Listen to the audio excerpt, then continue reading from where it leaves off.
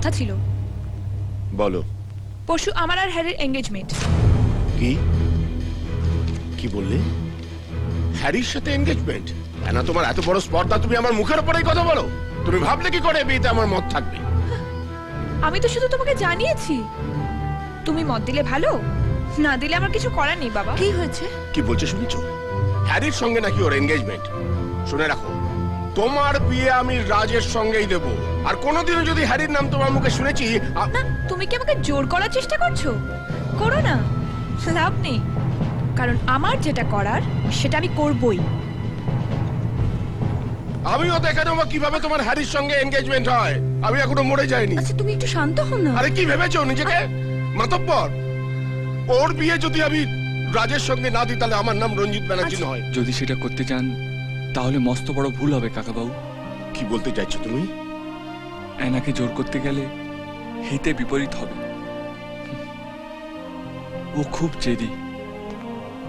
জোর করে বাধা দিয়ে ওর জেদ বাড়িয়ে দেবেন না। ও যেটা করতে চায় সেটাই ওকে করতে দিন। আরে দে না, দে দে বড় বিয়ে ফোন দিন, দাদা তো দেন। আরে কি হয়েছে কি? কার ফোন? দাদা তাই? ধ্যাৎ, হ্যালো মারবো। রাজু, কেমন আছিস বাবা? তোমার জন্য খুব মন কেমন করছে মা। কতদিন তোমায় দেখিনি। কেমন আছো তুমি? খুব ভালো। তোর বিয়ে তোর জন্যই ব্যস্ত। ও হ্যাঁ, ভালো কথা। অ্যানাকে জিজ্ঞেস করিস তো বিয়েতে ওর জন্য কি বেনারসি কিনবো, লাল না অন্য রঙের? আমি সব জেনে নেবো অ্যানার কাছ থেকে। ওর কি রঙে বেনারসি পছন্দ, কেমন সাজতে ভালোবাসে, আমি সব জেনে আসবো। আমি আসছি মা, আমি তোমার কাছে ফিরে আসছি। ফিরে আসছিস? খুব ভালো হলো। অ্যানার আংটি আর বালার মাপটা দরকার। ঠিক আছে, এখানে এলেই না হয় করে নেবো। অ্যানা আসছে না মা। আসছে না মানে?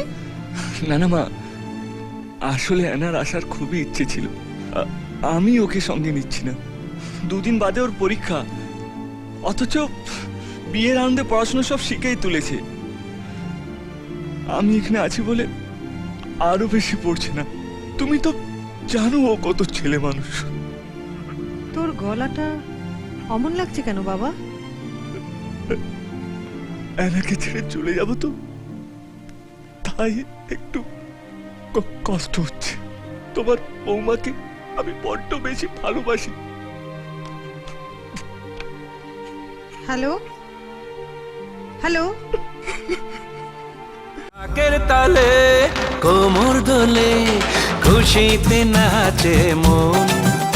আজ বাজা কাছর জমা আসর থাকবে মা আর কতক্ষণ।